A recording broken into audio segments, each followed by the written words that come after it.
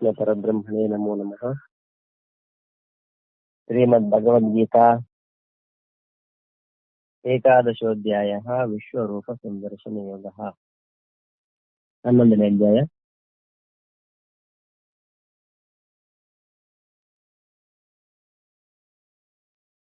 ವಿಶ್ವರೂಪ ಸಂದರ್ಶನ ಯೋಗ ನೋಡ್ತಾ ಇದ್ದೀವಿ.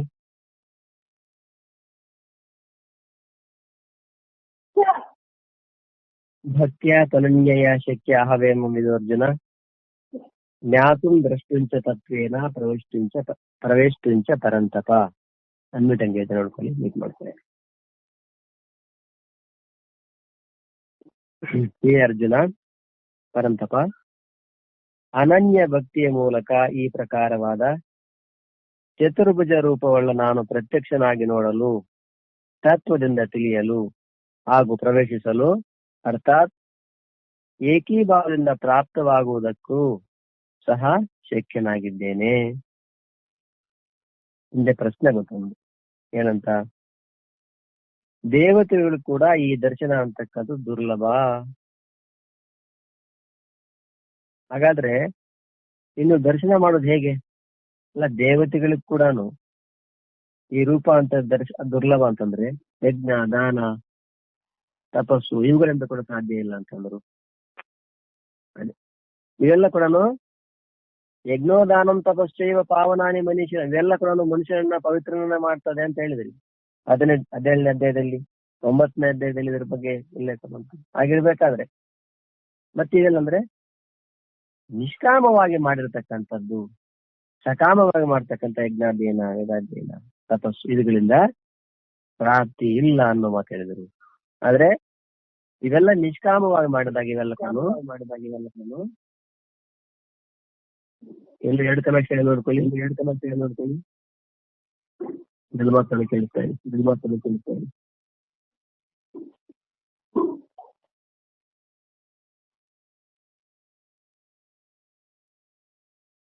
ಶಬ್ದ ಬರ್ತಾ ಇದೆ.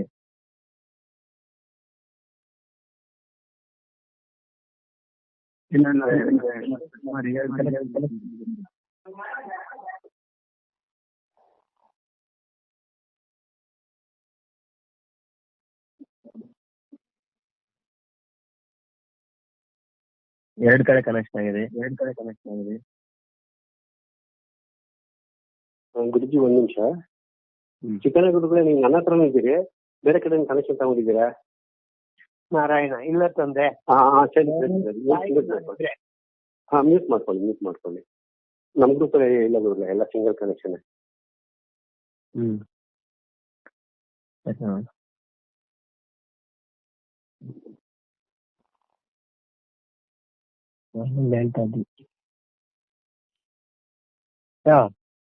ಇವೆಲ್ಲ ಕೂಡ ನಿಷ್ಕಾಮವಾದಾಗ ಇವೆಲ್ಲ ಸಾಧನೆಗಳಾಗ್ಲಿವೆ, ಪರಮಾತ್ಮನ ಪ್ರಾಪ್ತಿಗೆ, ದರ್ಶನಕ್ಕೆ ಕೂಡ ಅಂತ ಹೇಳಿದ್ರು. ಹಂಗಾರೆ ಏನು ದರ್ಶನ ಮಾಡ್ಲಿಕ್ಕೆ ಆಗೋದೇ ಇಲ್ವಾ? ಹಂಗಾರೆ ಬೇರೆ ಉಪಾಯನಿಲ್ವಾ?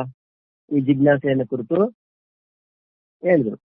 ಅನನ್ಯ ಭಕ್ತಿಯ ಮೂಲಕ ಈ ಪ್ರಕಾರ ಚತುರ್ಭುಜ ರೂಪವುಳ್ಳ ನಾನು ಪ್ರತ್ಯಕ್ಷವಾಗಿ ನೋಡಲು, ತತ್ವದಿಂದ ತಿಳಿಯಲು, ಪ್ರವೇಶಿಸಲು, ಅರ್ಥಾತ್ ಏಕೀಭಾವದಿಂದ ಪ್ರಾಪ್ತವಾಗುವುದಕ್ಕೂ ಸಹ ಶಕ್ಯನಾಗಿದ್ದೇನೆ. ಅಂದ್ರೇನು? ದೇವತೆಗಳಿಗೂ ಸಹ ಈ ರೂಪ ದುರ್ಲಭ ಅಂತ ಹೇಳಿದ್ರು. ಇನ್ನೊಂದು, ಯಜ್ಞ, ದಾನ, ತಪಸ್ಸು ಇವುಗಳಿಂದ ನೋಡ್ಲಿಕ್ಕೆ ಸಾಧ್ಯ ಇಲ್ಲ ಅಂತಂದ್ರು. ಅಂದ್ರೇನು? ಸಕಾಮವಾಗಿ ಮಾಡ್ತಕ್ಕಂಥ ಯಜ್ಞ, ದಾನ, ತಪಸ್ಸುಗಳನ್ನು ನೋಡ್ಲಿಕ್ಕೆ ಸಾಧ್ಯ ಇಲ್ಲ ಅಂತ ಅನ್ನೋ ಮಾತು ಇದರರ್ಥ ಮಾಡಬಾರ್ದು ಅಂತ. ಇವೆಲ್ಲ ಕೂಡ ಮನುಷ್ಯರನ್ನ ಪಾವನನ್ನಾಗಿ ಮಾಡಿಸ್ತವೆ. ಇವೆಲ್ಲ ಕೂಡ ನಿಷ್ಕಾಮವಾಗಿ ಮಾಡಿದಾಗ ಸಾಧನೆಗಳೇ. ಹಂಗಾರೆ ಏನಪ್ಪಾ ಮತ್ತೆ ಉಪಾಯ ಇಲ್ವಾ ನೋಡ್ಲಿಕ್ಕೆ ಅಂತಂದ್ರೆ, ಅನನ್ಯ ಭಕ್ತಿಯ ಮೂಲಕ ಈ ಪ್ರಕಾರದ ಚತುರ್ಭುಜ ರೂಪವನ್ನು ನಾನು ಪ್ರತ್ಯಕ್ಷವಾಗಿ ನೋಡ್ಲಿಕ್ಕೆ ಸಾಧ್ಯ ಇದೆ ಅಂತಂದ್ರು. ಅಂದ್ರೇನು? ಇಲ್ಲಿ ಅನನ್ಯ ಭಕ್ತಿಯ ಮುಖಾಂತರವಾಗಿ ನನ್ನನ್ನ ದರ್ಶನ ಮಾಡಬಹುದು, ನನ್ನ ಸ್ವರೂಪವನ್ನು ದರ್ಶನ ಮಾಡಬಹುದಾಗಿದೆ, ತತ್ವದಿಂದ ತಿಳಿಯಬಹುದಾಗಿದೆ. ಅಷ್ಟೇ ಅಲ್ಲ,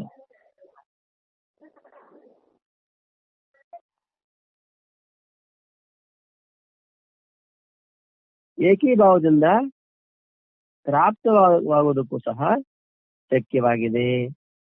ನೋಡಿ, ಮೊದಲನೇದಾಗಿ ಅನನ್ಯ ಭಕ್ತಿ. ಅನನ್ಯ ಭಕ್ತಿಯಲ್ಲಿ ಅನ್ಯವಲ್ಲದ ಭಕ್ತಿ ಅನನ್ಯ ಭಕ್ತಿ ಹೇಳ್ಕೊಂಡು, ಅಂದ್ರೆ ಒಂದರಲ್ಲೇ ಭಕ್ತಿ ಮುಖ್ಯ, ಗೌಣ ಅಂತ.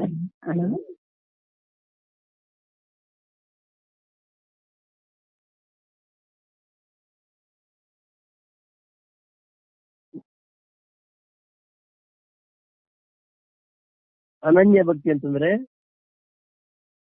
ಒಂದರಲ್ಲೇ ಭಕ್ತಿ ಮುಖ್ಯ, ಗೌಣ. ಈಗ ನಾವು ನಿಮಗೆ ಮದುವೆಗೆ ಅಂತೇಳಿ ಲಗ್ನ ಪತ್ರಿಕೆ ಕೊಟ್ಟಿದ್ದಾರೆ, ಒಂದು 10 ಜನ ಕೊಟ್ಟಿದ್ದಾರೆ.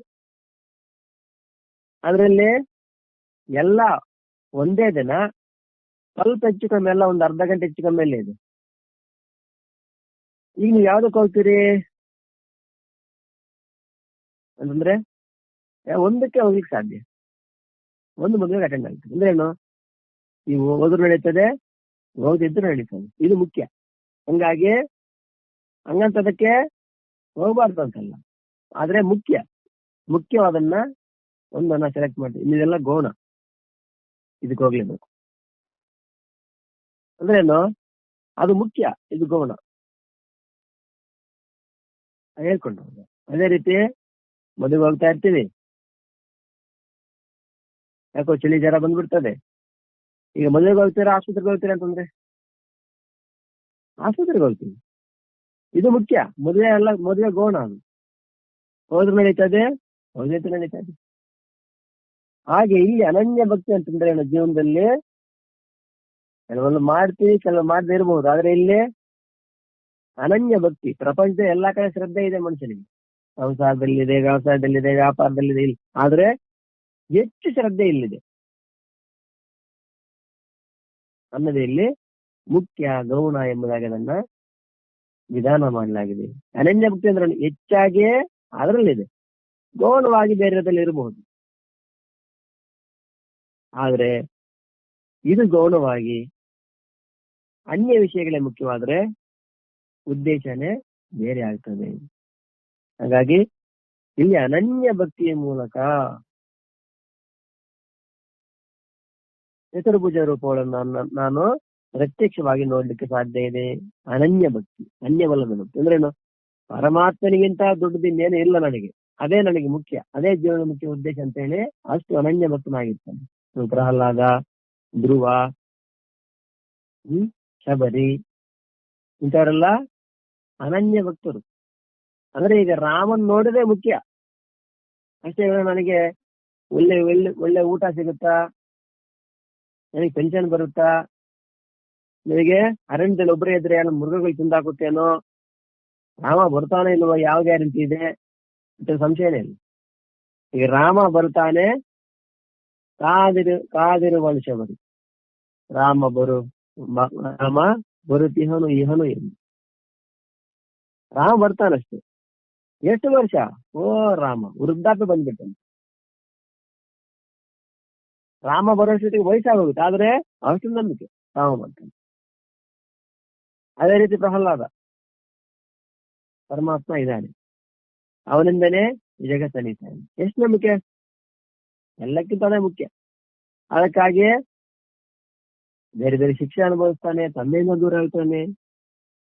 ಗುರುಗಳು ಕೂಡ ಅವನನ್ನ ಬೇಜಾರು ಮಾಡ್ಕೊಂತಾರೆ. ಯಾರು, ಚಂಡಾಮರ್ಕರು. ಓಂ ಹಿರಣ್ಯಕಶಿಪು ಅವ್ರು ಹೇಳ್ತಾರೆ ನಿಮ್ಮಪ್ಪನೇ ದೇವ್ರು ಅಂತ. ಇಲ್ಲ ದೇವ್ರು ಬೇರೆ ಇದ್ದಾನೆ. ಅದೇ ರೀತಿ ಧ್ರುವ ಕೂಡ ಅಷ್ಟೇ, ಅವ್ರ ಚಿಕ್ಕಮ್ಮ ತಂದೆ ತೊಡೆಯಿಂದ ಇಳಿಸ್ಬಿಡ್ತಾಳೆ. ಹೋಗು, ನಿನ್ಗೆ ಅಷ್ಟು ಇಟ್ಟಿದ್ರೆ ನೀನು ಪರಮಾತ್ಮನ ತಪಸ್ಸು ಮಾಡಿ ನನ್ನ ಹೊಟ್ಟೆಯಲ್ಲಿ ಹುಟ್ಟುವ, ಆವಾಗಲೇ ನೀನು ಅಲ್ಲಿ ಕೂರ್ಲಿಕ್ಕೆ ಸಾಧ್ಯ ಅಂತ. ಒಂದೇ ಮಾತು, ಹೋಗ್ತಾನೆ. 7 ವರ್ಷದ ಬಾಲಕ. ಸ್ವತಃ ಪರಮಾತ್ಮ ಬಂದು ನಿನ್ಗೆ ಏನ್ ಬೇಕು ಕೊಡಿಸ್ತೇನೆ ಬಾರಪ್ಪ ಬೇಡ ಅಂತ.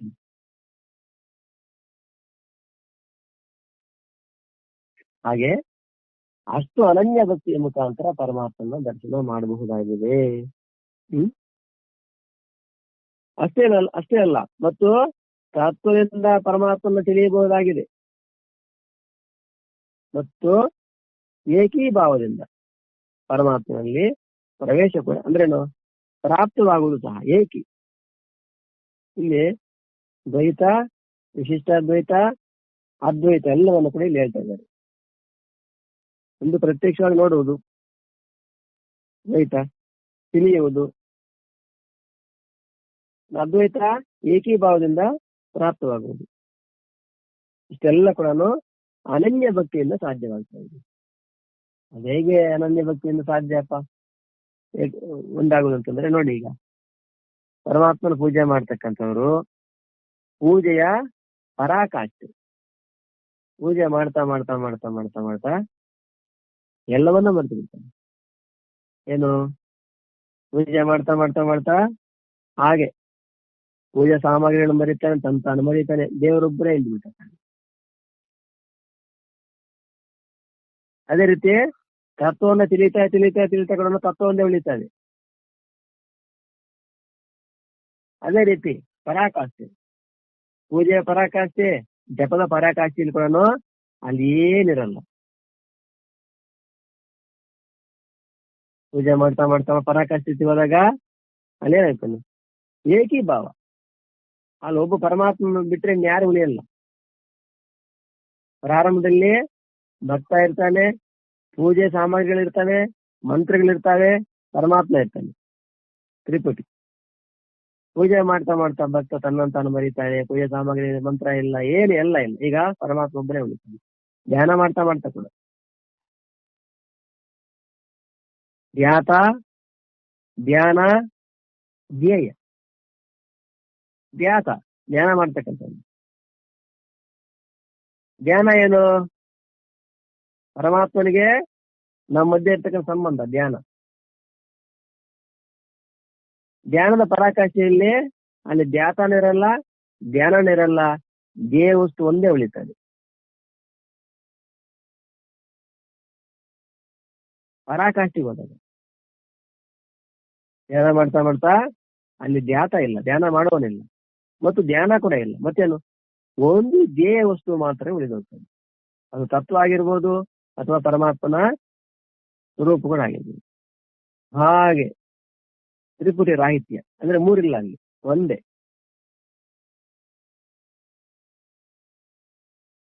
ಧ್ಯಾತ, ಧ್ಯಾನ, ಧ್ಯೇಯ. ಹಾಗೆ ಇಲ್ಲಿ ಕೂಡ ಅನನ್ಯ ಭಕ್ತಿಯ ಮೂಲಕ ಪರಮಾತ್ಮನ ದರ್ಶನ ಮಾಡಬಹುದು, ತತ್ವದಿಂದ ತಿಳಿಯಬಹುದು, ಅಥವಾ ಏಕೀಭಾವದಿಂದ ಪರಮಾತ್ಮನನ್ನ ಪ್ರಾಪ್ತಿ. ಏಕೀಭಾವ ಅಂದ್ರೆ ಪರಮಾತ್ಮ ತಾನು ಬೇರೆ ಅಲ್ಲದೆ ಇರತಕ್ಕಂಥ ಸ್ಥಿತಿಯನ್ನ ಕೂಡ ಪಡೆಯಬಹುದು ಅನ್ನೋ ಮಾತನ್ನು ಇಲ್ಲಿ ಹೇಳ್ತಾ ಇದ್ದಾರೆ. ಅದು ಹೇಗೆ ಅನ್ನೋದನ್ನ ನೋಡಿದ್ವಿ ನಾವು ನಿನ್ನೆ. ಯಾವುದ್ರ ಮುಖಾಂತರ ಭಗವಂತನ ದಿವ್ಯ ಚತುರ್ಭುಜ ರೂಪ ನೋಡ್ಲಾಗ್ತದೋ, ತಿಳಿಲಾಗ್ತದೋ, ಮತ್ತು ಅದರಲ್ಲಿ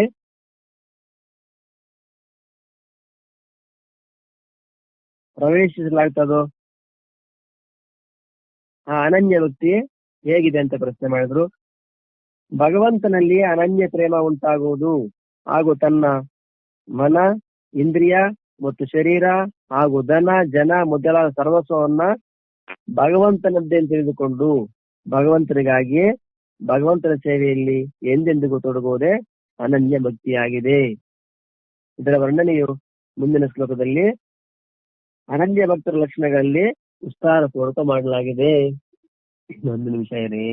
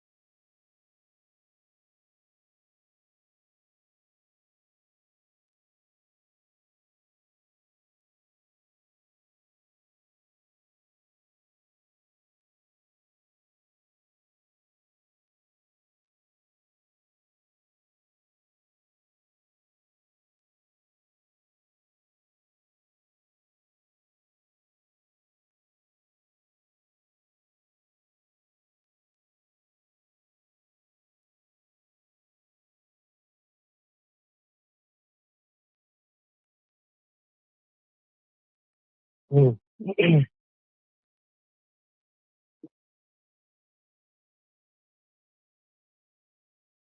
ಅನನ್ಯ ಭಕ್ತಿಯ ಬಗ್ಗೆ ವಿಚಾರ ಮಾಡ್ತಾ ಇದೀವಿ ನಾವು. ಇಲ್ಲಿ ಎಷ್ಟೋ ವಿಧ ವಿಧವಾದ ಸಾಧನೆಗಳ ಬಗ್ಗೆ ಪ್ರಸ್ತಾವನೆ ಮಾಡ್ತಾ ಪರಮಾತ್ಮ ಭಗವದ್ಗೀತೆ ಪ್ರಾರಂಭದಿಂದ ಹಿಡ್ಕೊಂಡು ಇಲ್ಲಿವರೆಗೆ ಅನೇಕ ಪ್ರಕಾರವಾಗಿರ್ತಕ್ಕಂಥ ಸಾಧನೆಗಳನ್ನು ನೋಡಿದ್ವಿ ನಾವು. ಅಷ್ಟು ಅನೇಕ ಪ್ರಕಾರ ಸಾಧನೆಯನ್ನ ಪ್ರಸ್ತಾವನೆ ಮಾಡುವ ಉದ್ದೇಶ ಏನಪ್ಪ ಅಂದ್ರೆ, ಲೋಕೋ ಭಿನ್ನ ರುಚಿ ಎಂಬಂತೆ ಲೋಕದಲ್ಲಿರ್ತಕ್ಕಂಥ ಅಧಿಕಾರಿಗಳನ್ನ ಅನುಸರಿಸಿ ಪ್ರತಿಯೊಬ್ಬರಿಗೂ ಒಂದೇ ಸಾಧನೆ ಅಂತಕ್ಕಂಥದ್ದು ಸಾಧ್ಯವಿಲ್ಲದ ಕಾರಣ, ಪ್ರತಿಯೊಬ್ಬರ ಸ್ವಭಾವ ರುಚಿ ಅಂತಕ್ಕಂಥದ್ದು ಭಿನ್ನ ಭಿನ್ನವಾಗಿರುವಂತ ಕಾರಣ, ಅದಕ್ಕಾಗಿ ಬೇರೆ ಬೇರೆ ಸಾಧನೆಗಳನ್ನ ಪರಮಾತ್ಮ ಇಲ್ಲಿ ಉಪದೇಶ ಮಾಡ್ತಾ ಇಲ್ಲಿ ಅನನ್ಯ ಭಕ್ತಿಯನ್ನು ತಗೊಂಡ್ಬರ್ತಾರೆ. ಅನನ್ಯ ಭಕ್ತಿ ಎಂತಕ್ಕಂಥದ್ದು ಹೇಳ್ತಾರೆ, ಒಬ್ಬ ಹುಣಸೆ ಮರ ಹತ್ತಿದ್ದಾನೆ, ಇನ್ನೊಬ್ಬ ತೆಂಗಿನ ಮರ ಹತ್ತಿದ್ದಾನೆ. ತೆಂಗಿನ ಮರವನ್ನು ಹತ್ತಿದ ವ್ಯಕ್ತಿ ಒಂದ್ ವೇಳೆ ಜಾರಿದ್ರೆ ಕೆಳಗೆ ಬಂದು ಬೀಳೋದು, ಕೊಂಬೆ ರೆಂಬೆನೂ ಇಲ್ಲ ಹಿಡ್ಕೊಳ್ಳಿಕ್ಕೆ. ಆದ್ರೆ ಹುಣಸೆ ಮರ ಹತ್ತಿರೋ ವ್ಯಕ್ತಿ ಹಂಗಲ್ಲ, ಒಂದ್ ವೇಳೆ ಜಾರಿದ್ರು ಪಕ್ಕದಲ್ಲಿ ಕೊಂಬೆ ರೆಂಬೆ ಇರ್ತದೆ ಹಿಡ್ಕೊಳ್ಳಿಕ್ಕೆ. ಹಾಗೆ ಅದ್ವೈತ ವೇದಾಂತ ಅಂದ್ರೆ ಅದು ಸಾಮಾನ್ಯ ಅಲ್ಲ, ಇಲ್ಲ ಅಂತಲ್ಲ, ನಿರಾಕಾರ ಸ್ಥಿತಿ. ಅದರಲ್ಲಿ ಜಾರದವನು ಹಿಡ್ಕೊಳ್ಳಿಕ್ಕೇನೂ ಇಲ್ಲ. ಹಾಗಾಗಿ ಜ್ಞಾನ ಕೂಡ ಭಕ್ತಿಯಿಂದ ಕೂಡಿದಾಗ ಇನ್ನಷ್ಟು ದೃಢವಾಗಿರ್ತದೆ. ಸಾಧಕ ಕೂಡ ಭಕ್ತಿ ಅಂತಕ್ಕಂಥ ಸಾಧಕನ ಜೀವನದಲ್ಲಿ ಒಂದ್ ವೇಳೆ ಕೆಳಗೆ ಬಂದ್ರು ಹಿಡ್ಕೊಳ್ಳಿಕ್ಕೆ ಪರಮಾತ್ಮನ ಆಶ್ರಯ ಇರ್ತದೆ. ಪರಮಾತ್ಮನ ನಾವು ಹಿಡ್ಕೊಂತಾನೆ, ಅವರನ್ನ ಪರಮಾತ್ಮ ಕೂಡ ಹಿಡ್ಕೊಂತಾನೆ, ಮತ್ತೆ ಮೇಲೆ ಕಳಿಸುವಂತ ಶಕ್ತಿ ಸಾಮರ್ಥ್ಯವನ್ನ ಪರಮಾತ್ಮ ನೀಡ್ತಾನೆ. ಹಾಗಾಗಿ ಜ್ಞಾನ ಕೂಡ ಭಕ್ತಿಯಿಂದ ಒಳಗೂಡಿದಾಗ ಅದೆಷ್ಟು ಶ್ರೇಷ್ಠವಾಗಿರ್ತದೆ. ಹಾಗಾಗಿ ಜ್ಞಾನದ ವಿಷಯ ಬಂದಾಗ ಭಕ್ತಿಯನ್ನ ಖಂಡನೆ ಮಾಡ್ತಕ್ಕಂಥದ್ದು ಕೂಡ ಸರಿಯಲ್ಲ. ಜ್ಞಾನದಲ್ಲಿ ಅಂತ ಒಂದು ಸ್ಥಿತಿ ನಿಂತಾಗ ಅದನ್ನು ಖಂಡನೆ ಮಾಡೋದಕ್ಕೆ ತೆಗಿಬೇಕಾಗಿಲ್ಲ, ತಂತಾನೆ ಅದು ದೂರ ಆಗಿಬಿಡ್ತದೆ ಅಂತ ಸ್ಥಿತಿಯಲ್ಲಿದ್ರೆ. ಆದ್ರೆ ಆ ಸ್ಥಿತಿಗೆ ಸೇರಿಸ್ಲಿಕ್ಕಾಗಿ ಭಕ್ತಿ ನಿರಂತರವಾಗಿ ಆಧಾರವಾಗಿರ್ತದೆ.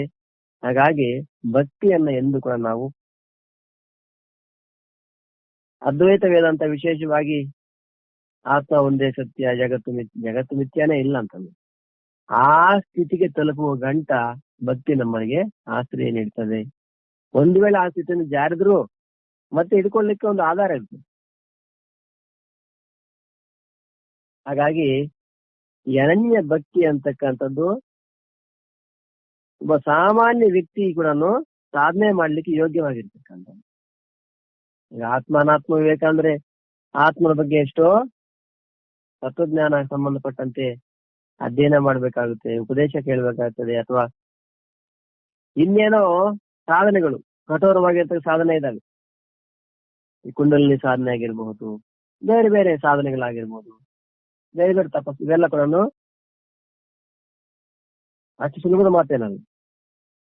ಆದ್ರೆ ಎಲ್ಲರಿಗೂ ಸಾಮಾನ್ಯರು ಕೂಡ ಸಾಧ್ಯವಾಗುವಂತ ಈ ಭಕ್ತಿ ಇದೆ ನೋಡಿ, ಇದು ಎಲ್ಲರೂ ಅತ್ಯಂತ ಸುಲಭವಾಗಿ ಮಾಡತಕ್ಕಂಥದ್ದು. ಈಗ ಬೇರೆ ಬೇರೆ ದೊಡ್ಡ ದೊಡ್ಡ ಪೂಜೆ ಮಾಡ್ಲಿಕ್ಕೆ, ಯಜ್ಞ ಮಾಡ್ಲಿಕ್ಕೆ ಶ್ರಮ ಮಾಡ್ಬೇಕಾಗ್ತದೆ, ಸಮಯ ಬೇಕಾಗ್ತದೆ. ದೊಡ್ಡ ಪೂಜೆ ಮಾಡ್ಬೇಕು, ಅದಕ್ಕೆ ವಸ್ತುಗಳು ಬೇಕು, ಹೂ ಬೇಕು, ಹಣ್ಣು ಕಾಯಿ ಊರು ಇವರು ಪೂಜಾರಿ ತಗೊಂಬ, ಅವ್ರನ್ನ ತಗೊಂಬ, ವಿಗ್ರಹ ಎಲ್ಲ ಬೇಕಾಗ್ತದೆ. ಇನ್ನೇನೇನೋ ವಿಷಯ ಉಪಾಸನೆ ಮಾಡ್ಬೇಕಂದ್ರೆ ಒಂದ್ ಜಾಗದಲ್ಲಿ ಕೂತ್ಕೋಬೇಕು, ಕಣ್ಣು ಮುಚ್ಚಬೇಕು, ಗಂಟೆ ಗಟ್ಟಲೆಗೆ ಸಮಯ ಕೊಡಬೇಕು, ಆರಾಧನೆ ಮಾಡ್ಬೇಕಂದ್ರೆ ಶ್ರಮ ಮಾಡ್ಬೇಕು, ಏನೆಲ್ಲ ಮಾಡ್ಬೇಕು, ದಾನ ಧರ್ಮ ಪರೋಪಕಾರ ಮಾಡ್ಬೇಕು ಅಂದ್ರೆ ಅದಕ್ಕೂ ಕೂಡ ಯೋಗ್ಯ ವ್ಯಕ್ತಿನ ಹುಡುಕ್ಬೇಕು. ಸತ್ಸಂಗ ಮಾಡ್ಲಿಕ್ಕೆ ಕೂಡ 1 ಗಂಟೆ ಕೂತ್ಕೋಬೇಕಾಗ್ತದೆ. ಈ ಅನನ್ಯ ಭಕ್ತಿ ಅಂತಂದ್ರೆ ಏನು ಕೆಲಸ ಮಾಡೋದಿಲ್ಲ, ಹಂಗೆ ಕೂತ್ಕೊ, ಹಂಗಲ್ಲ ಅನನ್ಯ ಭಕ್ತಿ. ಮತ್ತೆ ಏನು ವ್ಯವಹಾರ ಮಾಡ್ತೀವಿ, ಏನೆಲ್ಲ ನೋಡ್ತೀವಿ, ಎಲ್ಲ ಕೂಡ ಪರಮಾತ್ಮ ನಡೀತಾ ಇದೆ ಅಂತ ಒಂದು ಭಾವನೆ ಮಾಡ್ಬಿಡೋದು ಅಷ್ಟೇ. ಇದೇ ಸುಲಭನಾ ಅಂತ ಕೇಳ್ಬೋದು. ಸುಲಭನಾ ಅಂತಂದ್ರೆ ಸುಲಭ ಏನಲ್ಲ, ಆದ್ರೆ ಅಭ್ಯಾಸ ಮಾಡ್ತಾ ಮಾಡ್ತಾ ಮಾಡ್ತಾ ಕೂಡ ಸುಲಭ ಆಗ್ತದೆ. ಸೈಕಲ್ ತೊಳೆಯೋದು ಸುಲಭನಾ ಅಂತಂದ್ರೆ ಪ್ರಾರಂಭದಲ್ಲಿ ಕಷ್ಟನೇ. 2 ಚಕ್ರದ ಮೇಲೆ ಏನು ಆಧಾರ ಇಲ್ಲ, ಹಂಗೆ ಮೇಲೆ ಹೋಗ್ತಾರೆ. ಅದೆಷ್ಟು ಕಷ್ಟ ಇರ್ಬೋದು. ಎಷ್ಟೇ ಇರೋ ಸಣ್ಣದು ಇಷ್ಟೇ ಇತ್ತು, 1 ಇಂಚು 2 ಇಂಚು ಆಗಲೇ ಇರ್ತದೆ ಇರೋದು. 1 ಇಂಚೆ 2 ಇಂಚ್ ಇಲ್ಲಿ 2 ಚಕ್ರಗಳ ಮೇಲೆ ಹಾಗೆ ಒಬ್ಬ ವ್ಯಕ್ತಿ ಆಕಾಶದಲ್ಲಿ ಹೋಗ್ತಾ ಇರ್ತಾನೆ. ಆ ಕಡೆ ಈ ಕಡೆ ಏನೂ ಇಲ್ಲ, ಎಲ್ಲಿ ಬಿದ್ದೋಗ್ಬೋದು, ಎಷ್ಟು ಕಷ್ಟ ಇರ್ಬೋದು ಅಂತ ಪ್ರಾರಂಭದಲ್ಲಿ ಅನ್ಸ್ಬೋದು. ಆದ್ರೆ ಕಲಿತಾ ಕಲಿತಾ ಕಲಿತಾ ಸುಲಭನೇ ಆಗ್ಬೋದು. ಹಾಗೆ ಪ್ರಾರಂಭದಲ್ಲಿ ಇವೆಲ್ಲ ಕೂಡ ಅನನ್ಯ ಭಕ್ತಿ ಎಲ್ಲ ಪರಮಾತ್ಮನಿಂದಲೇ ಅಂತ ಒಂದು ವೇಳೆ ಒಂದು ನಿಮಿಷ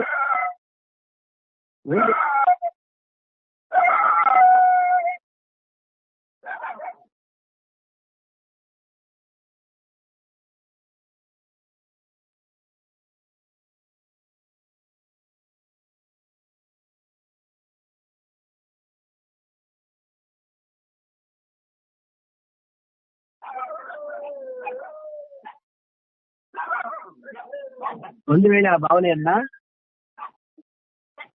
1 ನಿಮಿಷಕ್ಕೆ ಮಾಡ್ಲಿಕ್ಕೆ ಸಾಧ್ಯ ಇದೆಯಾ? 5 ನಿಮಿಷ ಮಾಡ್ಲಿಕ್ಕೆ ಸಾಧ್ಯ ಇದೆಯಾ? 1 ನಿಮಿಷ ಮಾಡ್ಲಿಕ್ಕೆ ಏನ್ ದೊಡ್ಡ ವಿಷಯ ಅಲ್ವಲ್ಲ. ಈಗ ಏನೆಲ್ಲ ಮಾಡ್ತೀವಿ ಎಲ್ಲ ನಿನ್ನಿಂದಲೇ, ನಿನಗಾಗಿ, ನೀನೇ ಮಾಡ್ತಾ ಇದೀಯ ಅಂತೇಳಿ ಪೂರ್ತಿ ಮನಸ್ಸಿನಿಂದ ಸಮರ್ಪಣೆ ಮಾಡ್ತಕ್ಕಂಥದ್ದು ಎಲ್ಲ ನಿಂದೆ. ನೋಡಿ ಎಷ್ಟು 1 ನಿಮಿಷದ ಕಾಲ ಒಂದ್ವೇಳೆ ನಾವು ಆ ಭಾವನೆ ಎಂದಿದ್ರೆ, ಆ 1 ನಿಮಿಷದ ಕಾಲ ಸಂಸಾರದ ಯಾವುದೇ ತಾಪತ್ರೆ ನಮ್ಮನ್ನು ಕಾಣಲ್ಲ. ಸಣ್ಣ ಒಂದು ಉದಾಹರಣೆ ಹೇಳ್ತೀನಿ.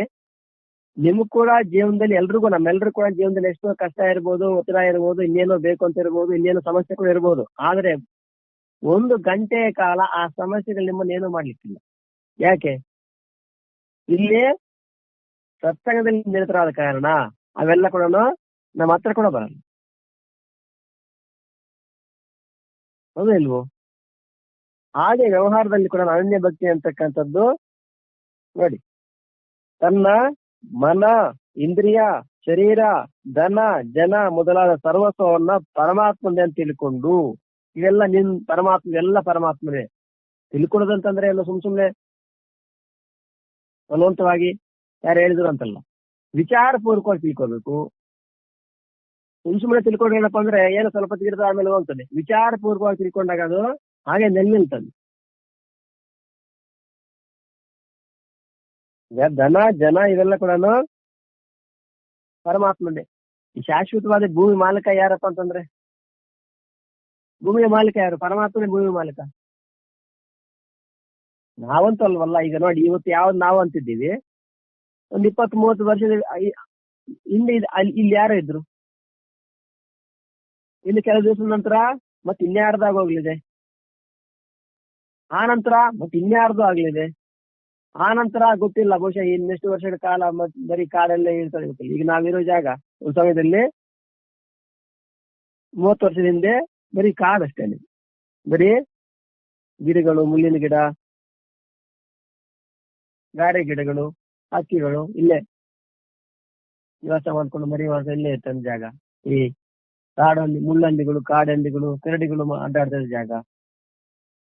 30-40 ವರ್ಷದ ಹಿಂದಿನ ಮಾತು. ಈಗ ಇಲ್ಲೆಲ್ಲ ಗಿಡ ಬೆಳೆದಿವಿ, ಮನೆ ಕಟ್ಟಿದ್ವಿ, ಎಲ್ಲ ಮಾಡಿದ್ವಿ, ಗೊತ್ತಿಲ್ಲ. ಇನ್ನು 30-40 ವರ್ಷಕ್ಕೆ ಇನ್ಯಾರಿರ್ತಾರೆ ಗೊತ್ತಿಲ್ಲ, ಆ ನಂತರ ಇನ್ಯಾರಿರ್ತಾರೆ ಗೊತ್ತಿಲ್ಲ. 40 ವರ್ಷದಿಂದ ನಾನು ನೋಡಿದ್ವಿ, 40 ವರ್ಷಕ್ಕೆ ಹಿಂದೆ ಯಾರಿದ್ರು ಅದು ನಮ್ಗೆ ಗೊತ್ತಿಲ್ಲ.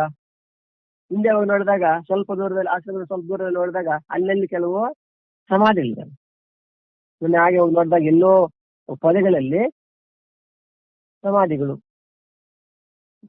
ಮತ್ತೆ ಯಾರು ಏನೇ ವಿಚಾರ, ಏನ್ ಸಮಾಧಿ ಅಂದ್ರೆ, ನೋಡಿ ಸ್ವಾಮಿದು ಇಲ್ಲಿಂದ ಸ್ವಲ್ಪ ದೂರ ಒಂದು ಊರಿತ್ತಂತೆ, ಅದರ ಹೆಸರು ಗೂಲೋಲ್ಕಲ್ಲಿ. ಅವರು ಅಲ್ಲಿದ್ದ ಜನ, ಅಲ್ಲಿ ಎಲ್ಲ ಗುಡಿಸಲೆಲ್ಲ ಇತ್ತು, ಮನೆಯೆಲ್ಲ ಇತ್ತು, ಅವರೇ ತೀರ್ಕೊಂಡಾಗ ಇಲ್ಲಿ ಹಾಕಿದ್ದಾರೆ. ಅವ್ರು ಇವತ್ತು ಇದ್ದಾರೆ ಅಂದ್ರೆ ಏನು, 50-60 ವರ್ಷದಿಂದ ಅವರೆಲ್ಲ ಇದ್ದಾರೆ ಅಂತ ಇಲ್ಲಿ, ನಾವು ಗೊತ್ತೇ ಇಲ್ಲ ಇದ್ದಾರೆ.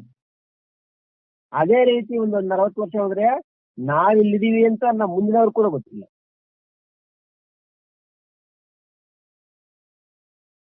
ಹಾಗೇನೆ ಈಗ 100 ವರ್ಷದಿಂದ ಯಾರ್ಯಾರಿದ್ರು ಬೆಂಗಳೂರು ನಗರದಲ್ಲಿ ನಿಮ್ಗೆ ಗೊತ್ತಿದೆ ಅಂತಂದ್ರೆ, ಇನ್ನು ಸರಿಯಾಗಿ 100 ವರ್ಷಕ್ಕೆ ನಾವಿದ್ದೀವಿ ಅಂತ ಅವ್ರು ಕೂಡ ಗೊತ್ತಾಗಲ್ಲ.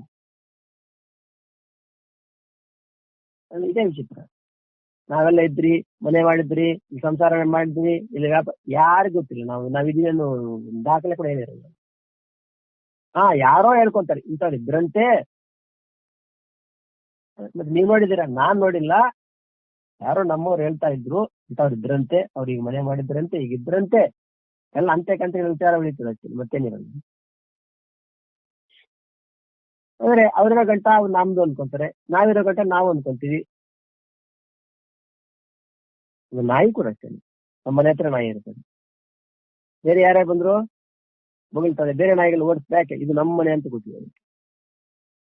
ಆ ನಾಯಿ ಬರೋಕ್ ಒಂದು ನಾಯಿ ಇತ್ತು ನಮ್ಮ ಮನೆಯಲ್ಲಿ, ಅದು ಕೂಡ ಅಂದ್ಕೊಂತ ಇದು ನಮ್ಮ ಮನೆ.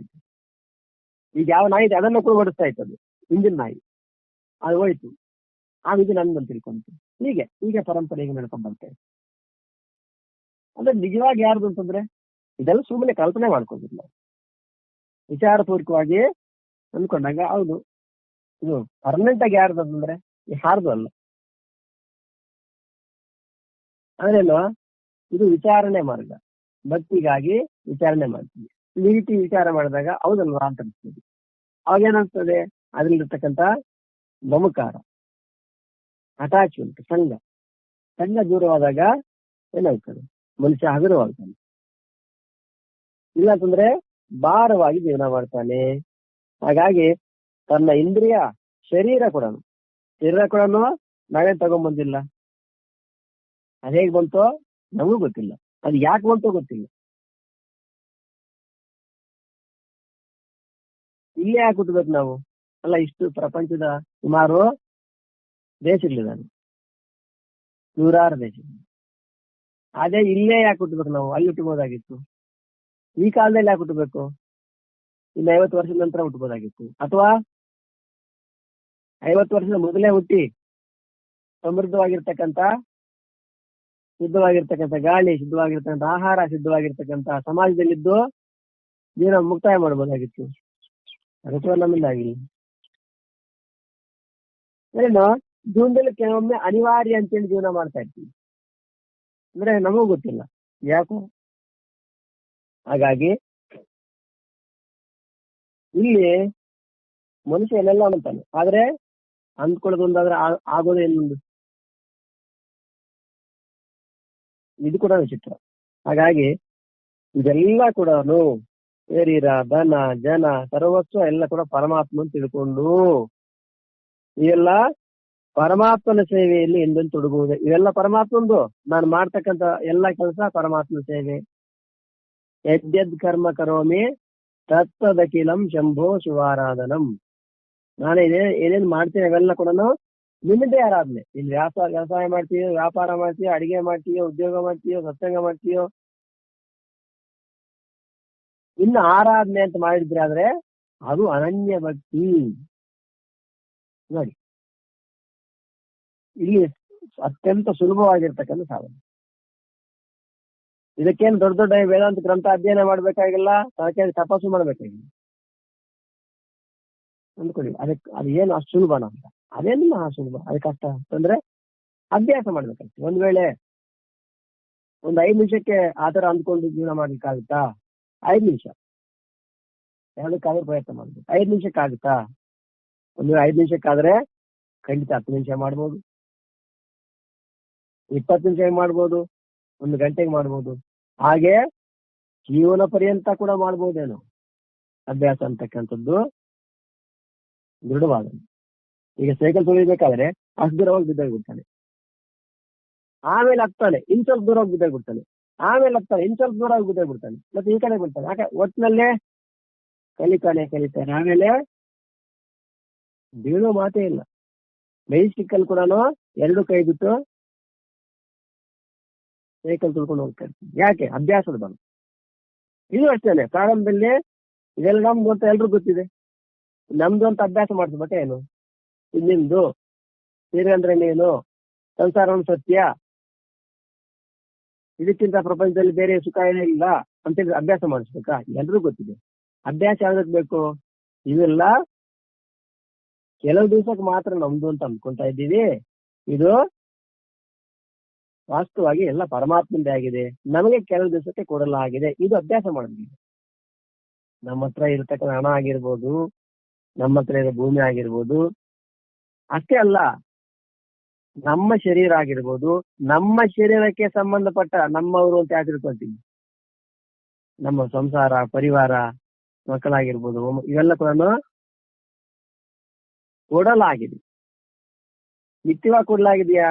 ಇಲ್ಲ, ಕೆಲವು ಕಾಲಕ್ಕೆ ಮಾತ್ರ ಕೊಡಲಾಗಿದೆ. ತಂದೆ ತಾಯಿಗಳನ್ನು ಕೂಡ ಕೊಡಲಾಗಿದೆ. ತಂದೆ ತಾಯಿಗೆ ಮಕ್ಕಳನ್ನು ಕೊಡಲಾಗಿದೆ, ಮಕ್ಕಳಿಗೆ ತಂದೆ ತಾಯಿಯನ್ನು ಕೊಡಲಾಗಿದೆ, ಆ ಮಕ್ಕಳಿಗೆ ಮತ್ತೆ ಮಕ್ಕಳನ್ನು ಕೊಡಲಾಗಿದೆ. ಗಂಡನಿಗೆ ಹೆಂಡತಿ ಕೊಡಲಾಗಿದೆ, ಹೆಂಡತಿಗೆ ಗಂಡ ಕೊಡಲಾಗಿದೆ, ಇಬ್ಬರಿಗೂ ಮಕ್ಕಳು ಕೊಡಲಾಗಿದೆ, ಅವ್ರಿಗೊಂದು ಕರ್ಮ ಕೊಡಲಾಗಿದೆ, ಅವ್ರಿಗೊಂದು ಕೆಲಸ ಕೊಡಲಾಗಿದೆ, ಎಲ್ಲ ಕೊಡಲಾಗಿದೆ. ಪರ್ಮನೆಂಟ್ ಆಗಿ ಯಾರಿಗೆ ಇಲ್ಲ, ಕೆಲವು ದಿವಸಕ್ಕೆ ಮಾತ್ರ. ರೆಂಟಿಗೆ ಕೊಡಲಾಗಿದೆ, ರೆಂಟಿಗೆ. ಆಮೇಲೆ ಅಗ್ರಿಮೆಂಟ್ ಆಯ್ತು, ಎಲ್ಲ ಆದ್ಮೇಲೆ ವಾಪಸ್ ಮತ್ತೆ ಅವ್ರದ್ದು ತಗೊಂಡ್ಬಿಡ್ತಾರೆ. ಹೇಳ್ತಾ ಇದ್ರು ಗ್ಯಾರಂಟಿ ಕೊಟೇಶ್ವರ ಅಂತ. ಬೆಳಗ್ಗೆ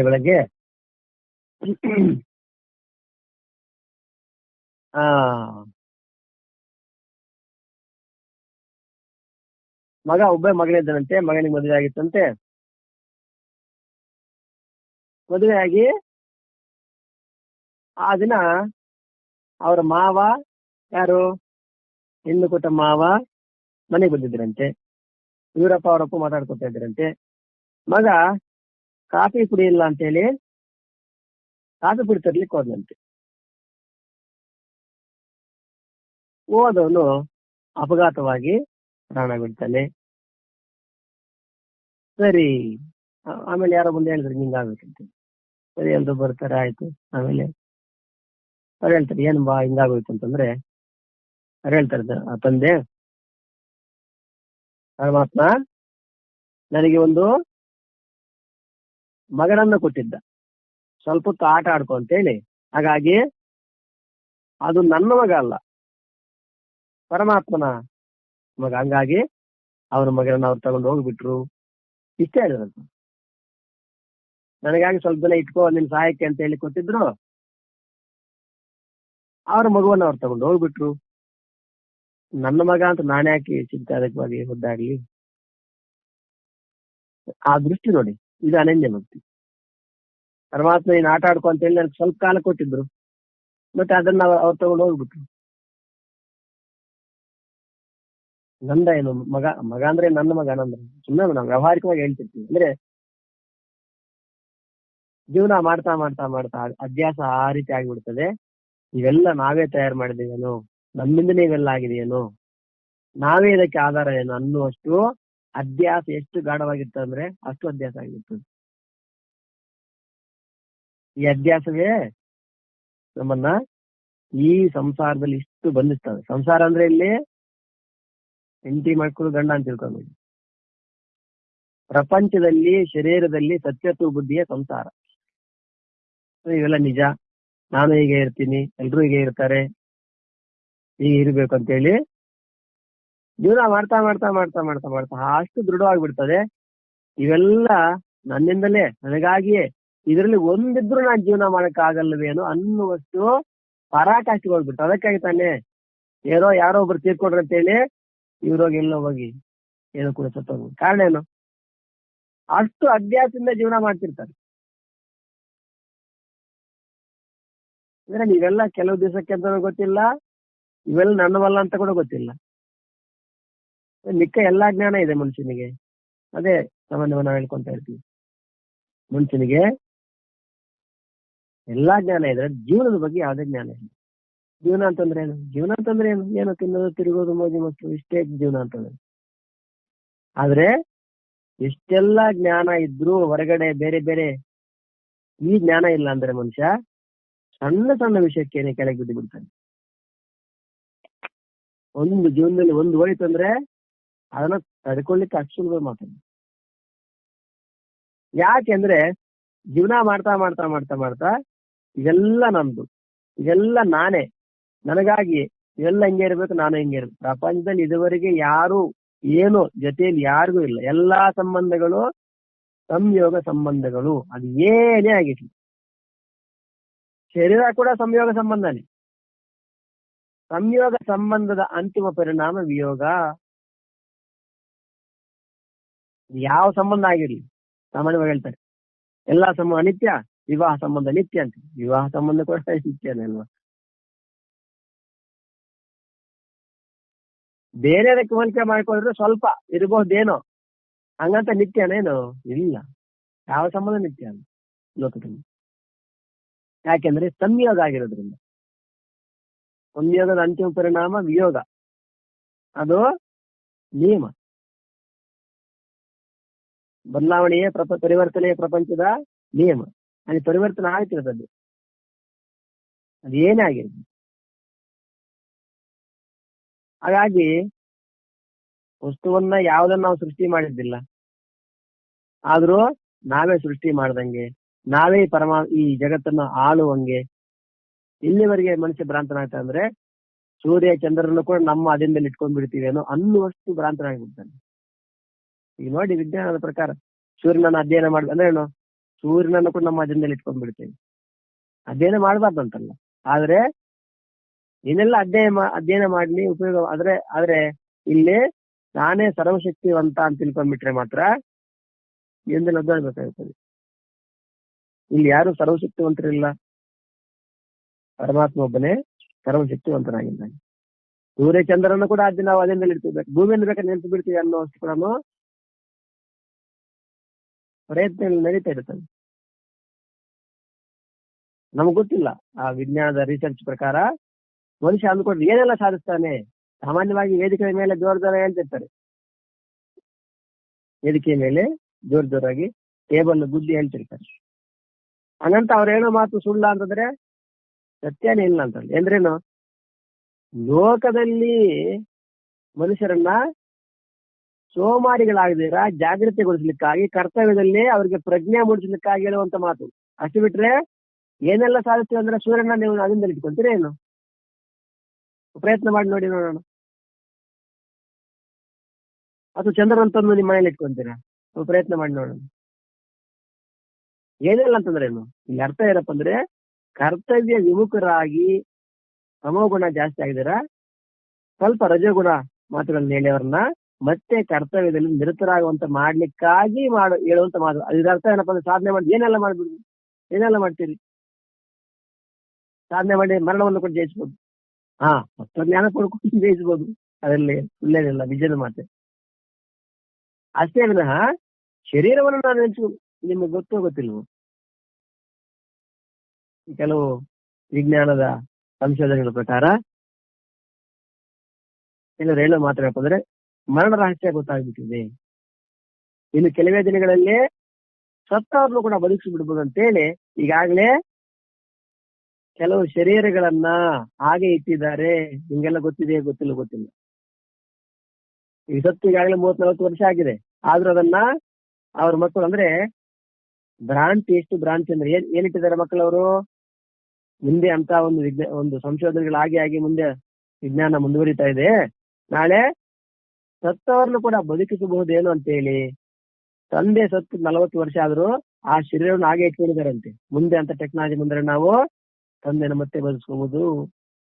ಕೆಲವರು ನಾಯಿಗಳನ್ನ ಬೆಕ್ಕುಗಳನ್ನ ಕೂಡ ಇಟ್ಟಿದ್ದಾರೆ. ಅದಕ್ಕೆ 1 ತಿಂಗಳಿಗೆ ಇಷ್ಟು ಅಂತೇಳಿ ಲಕ್ಷಾಂತರ ರೂಪಾಯಿ ಖರ್ಚು ಮಾಡಿ ಕೂಡ ಹಾಗೆ ಇಟ್ಟಿದ್ದಾರೆ. ಅದನ್ನು ಮುಂದೆ ಅಂತದ್ದು ಬರಬಹುದು. ಆಮೇಲೆ ನಾವು ನಮ್ಮ ಬದುಕಿಸ್ಕೊಬಹುದು ಅಂತ ಹೇಳಿ. ಬಹುಶಃ ಅದು ಬರುವಷ್ಟರೊಳಗೆ ಇವರೇ ಇರ್ತಾನೋ ಏನೋ ಗೊತ್ತಿಲ್ಲ. ನಾ ಹೇಳ್ತಾ ಇರೋದು ಸುಳ್ಳು ಅಂತ ತಿಳ್ಕೊಬೇಡಿ. ನೀವು ಬೇಕಾದ್ರೆ ಗೂಗಲ್ ಸರ್ಚ್ ಮಾಡಿ ನೋಡಿ. ಅದಕ್ಕೆ ಎಷ್ಟೋ ಕೋಟಿಗಟ್ಟಲೆ ಖರ್ಚು ಮಾಡಿ 30-40 ವರ್ಷದ ಹಿಂದಿನ ಬೆಕ್ಕುಗಳು, ನಾಯಿಗಳು, ಮನುಷ್ಯರ ಶರೀರವನ್ನು ಹಾಗೆ ಇಟ್ಟಿದ್ದಾರೆ. ಮುಂದೆ ಅಂತ ದಿನ ಬರಬಹುದು. ಸತ್ತವರನ್ನು ಕೂಡ ಬದುಕಿಸುವಂತ ವಿಜ್ಞಾನ ಮುಂದುವರೆದಾಗ ನಮ್ಮ ತಂದೆಯನ್ನ ಬದುಕಿಸ್ಕೊತೇವೆ ಅಂತ ಹೇಳಿ ಹಾಗೆ ಇಟ್ಟಿದ್ದಾರೆ. ನಿಮ್ಗೆ ಆಶ್ಚರ್ಯ ಆಗ್ಬೋದು. ಇದೇನು ಸುಳ್ಳಿನ ಮಾತಲ್ಲ, ನಿಜ. ಬೇಕಾದ್ರೆ ನೋಡ್ಕೊಳ್ಳಿ. ಅಂದ್ರೆ ಜೀವನ ಮಾಡ್ತಾ ಮಾಡ್ತಾ ಮಾಡ್ತಾ ಮಾಡ್ತಾ ವ್ಯಕ್ತಿಗೆ ಎಲ್ಲಿ ಹೋಗ್ಬಿಡ್ತಾರಪ್ಪ ಅಂದ್ರೆ ತಾನೇ ಸರ್ವ ಸ್ವತಂತ್ರ, ತಾನೇ ಸರ್ವಶಕ್ತಿ ಅಂತಕ್ಕಂತ ಈ ಭಾವನೆ ಅಷ್ಟು ದೃಢವಾಗಿಬಿಡ್ತದೆ. ಆ ಭಾವನೆಗೆ ಧಕ್ಕೆ ಬಂದಾಗ ಒದ್ದಾಡಿ ಹೋಗಿ ಅವನು ತಲೆಕೆಳಗೆ ಆಗ್ಬಿಡ್ತಾನೆ. ಈಗ ಒಂದೇ ಒಂದು, ಯಾರೋ ಜೀವನದಲ್ಲಿ ಏನೋ ಕಳ್ಕೊಂಡ, ಅಷ್ಟು ಮಾತ್ರಕ್ಕೆ ಹೋಗಿ ನೀರಿಗೆ ಹಾರಿಬಿಡ್ತಾನೆ ಅಥವಾ ನೇಣಿಗೆ ಶರಣಾಗ್ತಾನೆ. ಏನೋ ಒಂದು ಕಳ್ಕೊಂಡ, ಎಲ್ಲವನ್ನೂ ಕಳ್ಕೊಂಡ, ಏನು ಒಂದನ್ನೇ ಕಳ್ಕೊಂಡಿದ್ದೆ. ಉದಾಹರಣೆಗೆ ಉದ್ಯೋಗ ಕಳ್ಕೊಂಡ, ಏನೋ ಕೆಲಸ ಮಾಡ್ತಾ ಇದ್ದ, ಅವರೆಲ್ಲ ಉದ್ಯೋಗದಿಂದ ತೆಗೆದಾಕ್ಬಿಟ್ರು. ಏನಾಗಿದೆ ಈಗ? ಮತ್ತೆ ಬೇರೆ ಕೆಲಸ ಮಾಡ್ಬೋದು. ಈಗ ಉದ್ಯೋಗ ಮಾಡ್ತಾ ಇದ್ದಪ್ಪ, ಉದ್ಯೋಗ ಕಳ್ಕೊಂಡ್ಬಿಟ್ಟ, ಹೋಗಿ ಅವನು ನೇಣಿಗೆ ಶರಣು. ಯಾಕೆ ಅಂತಂದ್ರೆ ಜೀವನದ ಬಗ್ಗೆ ಏನೂ ಜ್ಞಾನ ಇಲ್ಲ. ಆ ಲೋಕದಲ್ಲಿ ದೊಡ್ಡ ದೊಡ್ಡ ವಿದ್ಯೆ ಅಧ್ಯಯನ ಮಾಡಿರ್ತಾನೆ, MA PhD ಮಾಡಿರ್ತಾನೆ, MBBS ಮಾಡಿರ್ತಾನೆ, ಇಂಜಿನಿಯರ್ ಮಾಡಿರ್ತಾನೆ, ಸಾಕು ಎಲ್ಲ ಮಾಡಿರ್ತಾನೆ. ಆದ್ರೆ ಜೀವನದ ಬಗ್ಗೆ ಏನು ಅಧ್ಯಯನ ಇಲ್ಲ, ಏನೂ ಇಲ್ಲ, ಬರೀ ಸೊನ್ನೆ. ಜೀವನದ ಬಗ್ಗೆ ಜ್ಞಾನ ಯಾಕೆ? ಅವನು ಮಾಡಿರ್ತಕ್ಕ ಏನು, ಅವನ ಆ ಉದ್ಯೋಗದಿಂದ ತೆಗೆದಾಕುದು ಅಂತ ಹೇಳಿ ಹೋಗಿ ನೇಣಿಗೆ ಶರಣ ಅಂತಂದ್ರೆ ಏನು, ಜೀವನದ ಬಗ್ಗೆ ಅವ್ನಿಗೆ ಏನು ಅರಿವಿಲ್ಲ ಅಂತ. ಅದೆಲ್ಲ ಇನ್ನೊಂದು ಮಾಡ್ಕೋಬಹುದು, ಏನಿದೆ? ಸೊಪ್ಪು ಮಾರಿ ಜೀವನ ಮಾಡಕ್ಕಾಗಲ್ವಾ?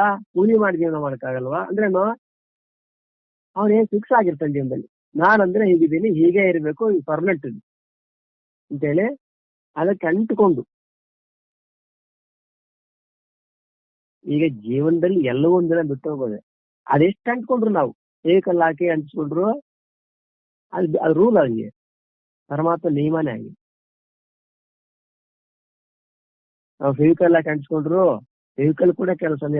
ಆಮೇಲೆ ಫೆವಿಕಲ್ ಹಾಕಿ ಅಂಟಿಸಿರ್ತಕ್ಕಂಥ ಕೂಡ 1-8 ವರ್ಷ ತಾನೇ ಬಿರುಕ್ಬಿಟ್ಟು ಕೆಳಗೆ ಬಿದ್ದೋಗ್ಬಿಡ್ತಾನೆ. ಅಂದ್ರೆ ಸಂಯೋಗ ಸಂಬಂಧ.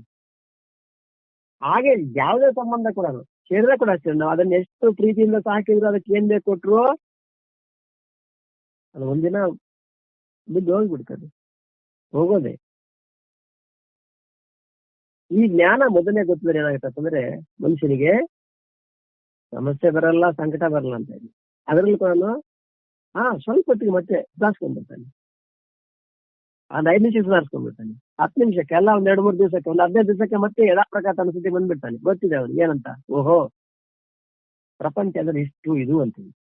ಅದು ಗೊತ್ತಿಲ್ಲ ಅಂತಂದ್ರೆ ಇನ್ನು ಅವನು ಒಂದ್ ವೇಳೆ ಆಮೇಲೆ 50 ವರ್ಷ ಬೇಕಾದ್ರು ಅದನ್ನೇ ಜ್ಞಾಪಕ ಮಾಡ್ಕೊಂಡು, ಅದನ್ನೇ ಹೇಳ್ಕೊಂಡು, ಬಂದವ್ರಿಗೆ ಹೇಳ್ಕೊಂಡು, ಆ ಕಡೆಯವರಿಗೆ ಈ ಕಡೆಯವರಿಗೆ ಎಲ್ಲೋದ್ರು ಅದೇ ಸ್ಟೋರಿ.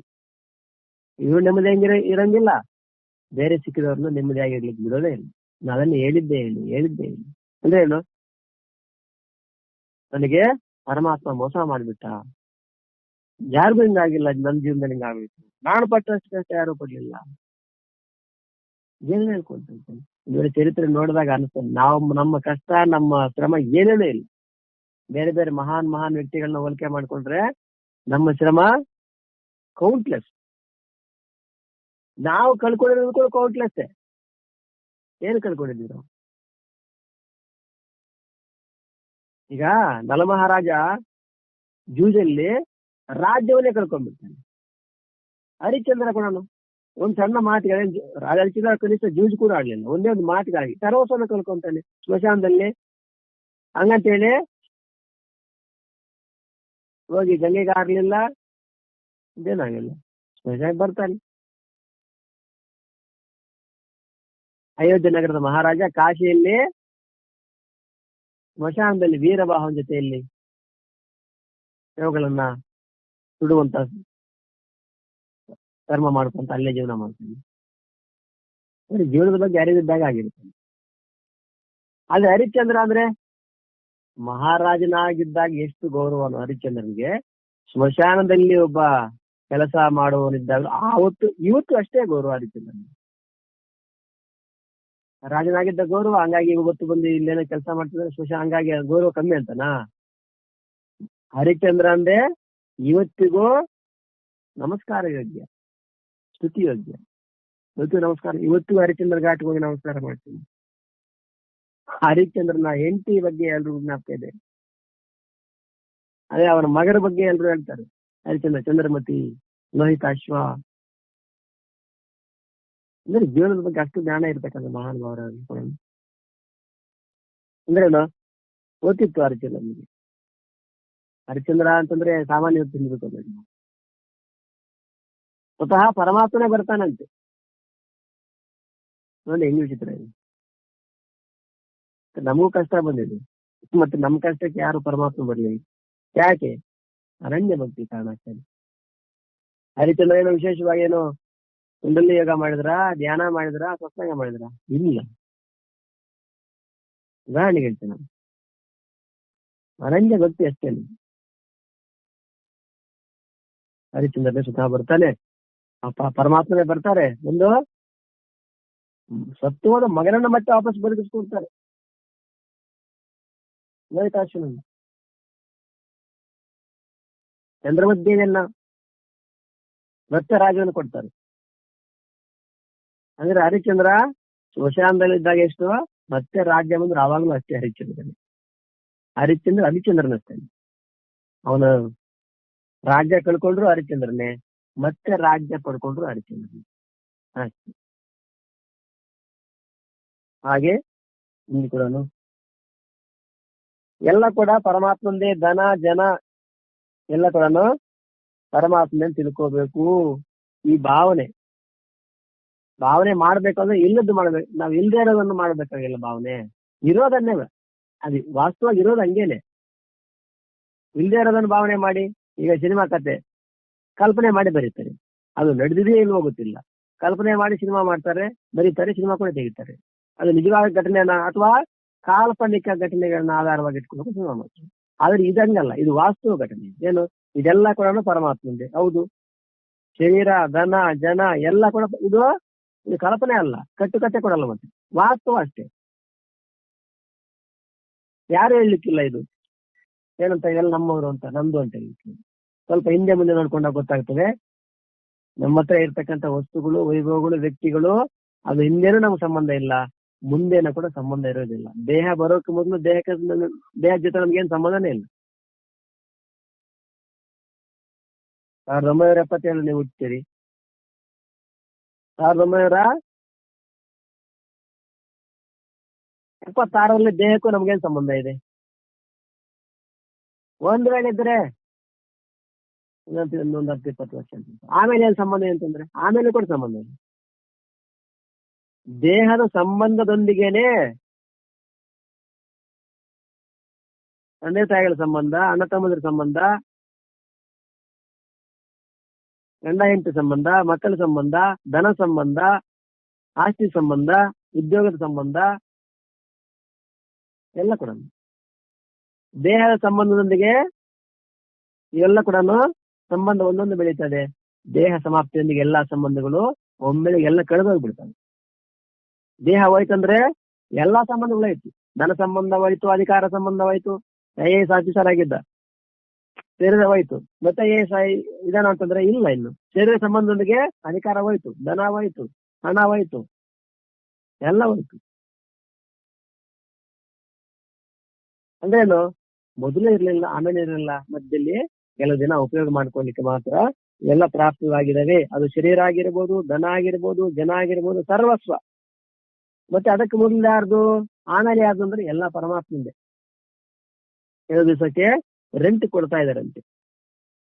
ಶರೀರವನ್ನು ರೆಂಟ್ ಕೊಟ್ಟಿದ್ದಾರೆ. ಎಲ್ಲರೂ ಮಕ್ಕಳು ಕೂಡ ರೆಂಟ್ಗೆ ಕೊಟ್ಟಿದ್ದಾರಂತೆ. ಭೂಮಿ ಕೂಡ ರೆಂಟ್ಗೆನೆ, ಕೆಲಸ ಇರ್ಲಿಕ್ಕೆ ನಿಮ್ಗೆ. ಆಮೇಲೆ ನೀವು ಬಿಟ್ಟು ಹೋಗ್ತಾ ಇರ್ಬೇಕು. ಆಮೇಲೆ ಆ ಜಾಗದಲ್ಲಿ ಯಾರು ಬರ್ಬೇಕು? ಇನ್ನೊಬ್ರು ಯಾರು ಕಳಿಸ್ತಾರೆ.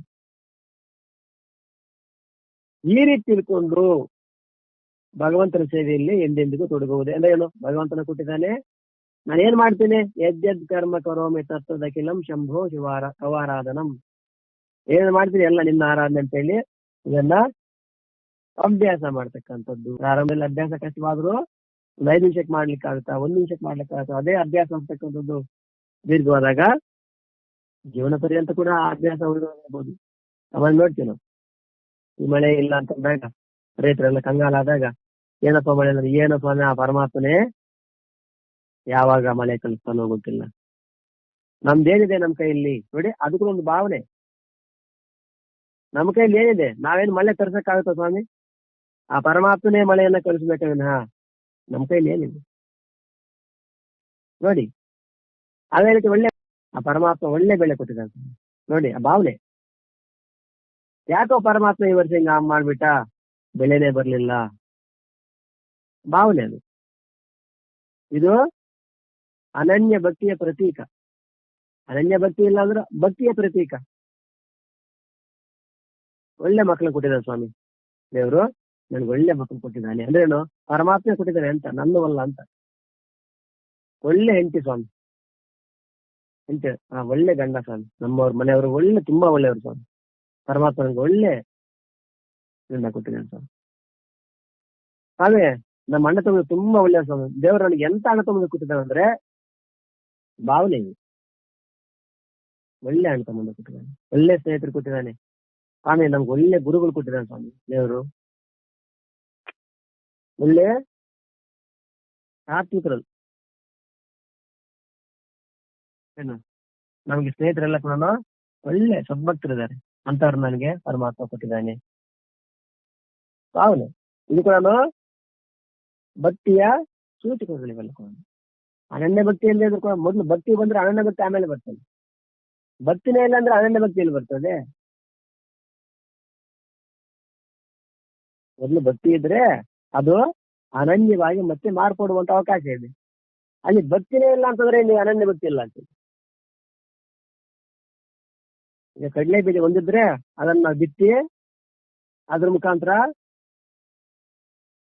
ಒಂದು ಬೀಜ ಬಿತ್ತಿ 100 ಕಾಯಿ, ಒಂದು ಕಾಯಲ್ಲಿ 2-3 ಬೀಜ, 150 ಬೀಜ, 200 ಬೀಜ ಪಡೆಯಬಹುದು. ಒಂದು ಬೀಜ ನಮ್ಮ ಹತ್ರ ಇದ್ರೆ, ಒಂದು ಬೀಜ ನಮ್ಮ ಹತ್ರ ಇಲ್ಲ ಅಂದ್ರೆ ಇನ್ನು ಬಿತ್ತೋದೇನು, ಅದು ಗಿಡ ಆಗೋದೇನು, ಕಾಯಿ ಬರೋದೇನು, ಬೀಜ ಬರೋದೇನು. ಹಾಗೆ ಭಕ್ತಿ ಇದ್ರೆ ಅನನ್ಯ ಭಕ್ತಿಯಾಗಿ ಮಾರ್ಪಡ್ತದೆ. ಭಕ್ತಿನೇ ಇಲ್ಲ ಅಂತಂದ್ರೆ ಹಾಗೆ. ಆಮೇಲೆ ನನ್ನ ಜೊತೆ ಕೆಲಸ ಮಾಡ್ತಕ್ಕಂಥ ಸಹೋದ್ಯೋಗಿಗಳು ಒಳ್ಳೆಯವ್ರನ್ನ ನನ್ನ ಜೊತೆಲಿ ಪರಮಾತ್ಮ ಕೊಟ್ಟಿದೆ ಸ್ವಾಮಿ. ನನಗೆ ಏನ್ ತೊಂದರೆ ಇಲ್ಲ, ಆನಂದವಾಗಿ ಅವ್ರ ಮಧ್ಯೆ ಕೆಲಸ ಮಾಡ್ತಾ ಇದ್ದೀನಿ. ಇದನ್ನು ಭಕ್ತಿಯ ಸೂಚನೆಗಳನ್ನು ಕೊಡೋಣ ಹೇಳ್ತ ಸ್ವಾಮಿ. ನನಗೆ ಈ ರೀತಿ ಆಗುತ್ತೆ ಅಂತ ನನಗೆ ಗೊತ್ತಿಲ್ಲ. ಪರಮಾತ್ಮ ನಾನು ಅಂದುಕೊಂಡಿದ್ದಕ್ಕಿಂತ ಜಾಸ್ತಿ ಕೊಟ್ಟಿದೆ ನನಗೆ. ಅದು ಕೂಡ ಜನರು ಹೇಳ್ತಿರ್ತಾರೆ. ನಾನು ಇಷ್ಟೆಲ್ಲ ಆಗುತ್ತೆ ಅಂತ ಅಂದ್ಕೊಂಡಿರ್ಲಿಲ್ಲ. ಪರಮಾತ್ಮ ನಾನು ಅಂದುಕೊಂಡಿದ್ದಕ್ಕಿಂತ ಜಾಸ್ತಿ ಕೊಟ್ಟಿದ್ದಾನೆ ಅಂತೇಳಿ ಹೇಳಿ ಏನೋ ಆನಂದ ಪರವಶರಾಗ್ತಾರೆ. ನಾನು ಅಂದುಕೊಂಡಿದ್ದಕ್ಕಿಂತ ಜಾಸ್ತಿ ಕೊಟ್ಟಿದ್ದಾನೆ.